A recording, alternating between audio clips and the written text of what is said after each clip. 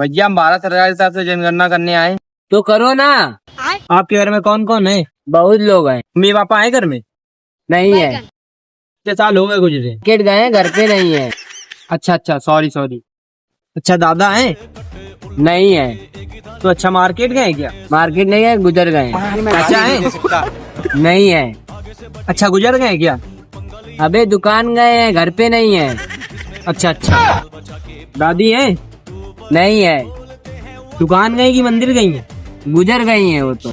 आपको कोई छोटा भाई है? नहीं है। दुकान गया या गुजर?